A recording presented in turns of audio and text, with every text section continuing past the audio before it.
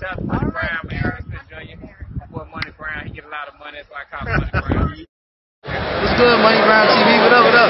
Yeah. I want to give a shout out to Money Brown TV. Thank you so much for everything. Hey, this is Ryan Garcia here. Shout out to Money Brown TV and keep punching, baby. This is Steven Espinosa from Showtime Sports. Shout out to Money Brown TV. What's up, Brian Custer from Showtime Championship Boxing. I gotta give a big shout out to Money Brown TV.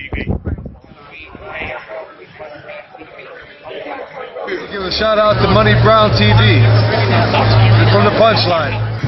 Hey, yeah, Money Brown, we on the way up, baby. You got Tozville coming up, baby. Look at us now. Yo, what's going on out there, Fight World? It's your boy Money back with another one, fam. And this one here is on two big dogs in this fight game. We have Terence T-Boy Crawford, the undefeated 4-division world champion. He is the 2-time undisputed champion and arguably the #1 pound-for-pound fighter in the game.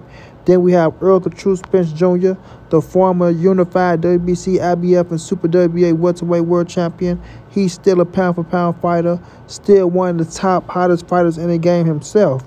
Now, ladies and gentlemen, boys and girls all over the world, we all know that Errol Spence and Terence Crawford was one of the most anticipated fights in boxing. It took place July 29, 2003. And Terence Crawford was victorious, defeating Errol the True Spence Jr. to become undisputed in his 2nd division. Now, after Errol Spence lost, right, a lot of people was looking, saying that there was something going on with EJ and that he wasn't himself. You understand what I'm saying? Y'all know Errol Spencer like to make excuses, so he's not going to take none away from Terence Boy Crawford, things of that nature. But the Terence Boy Crawford fanatics, they have been hating on Errol Spence ever since he took the loss, and they don't want to let it go. But the truth of the matter is, we all know Errol Spence wasn't the same Errol Spence that we saw in that ring. Now, a lot of people not going to like this. A lot of people going to say, oh, man, y'all making excuses for Errol, this, that, and the third. No, we not, because Errol didn't make no excuses. But the fact of the matter and the truth is, bro, when we looked at that Errol Spence, we all can tell that he went the same EJ. Let's just be realistic, bro. If we're keeping it all the way 100 around the board, right? Terence Crawford is a bad boy. A bad boy. Not saying he couldn't beat the Errol Spence that was 120%. We don't know what would have happened if that Errol would have graced the ring. All we got was what we got.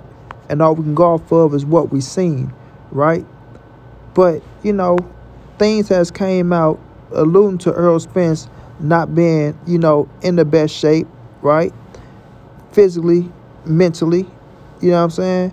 So this is not to take none away from Terence Boy Crawford W, because he did what he had to do. So don't take this as if we're taking anything away from Bud, because it's not Bud's fault for certain people to be in the best shape of their lives. But still, the fact of the matter is, the Terence Crawford faggot knights and the fanboys, you know, they can't let it go. So we must speak the truth. You understand what I'm saying? We must speak the truth. Shout out to Bo Mack as well. They did their thing as a coach. But when we looked at Errol Spence, man, we seen that the resistance, 1/3 of punch resistance, we seen that it was a lot going on with that man. And, you know, he ain't going to never come out and say it because, you know, like I say, he want to keep it trill and keep it real. And I can respect that to the utmost. No, you know, grief with that at all.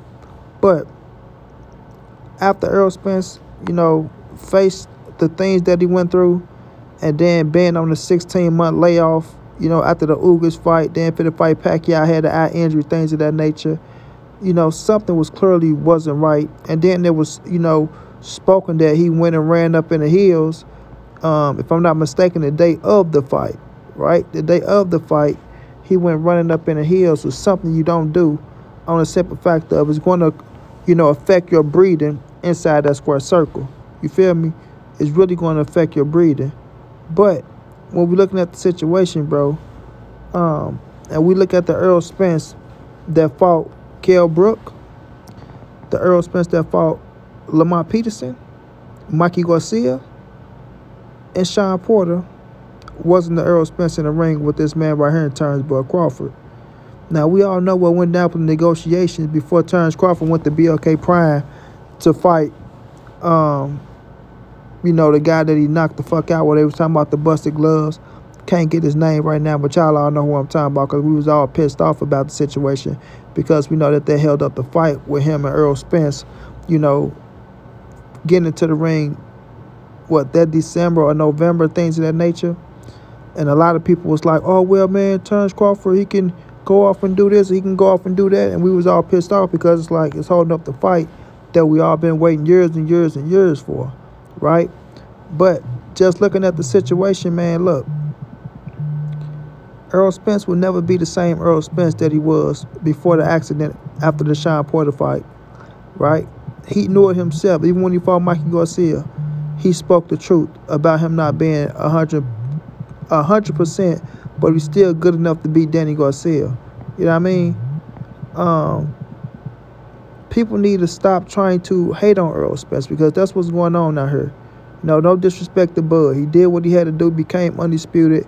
He gets all the credit in the world. You know, wish him nothing but the best. We know he's trying to fight Canelo Alvarez.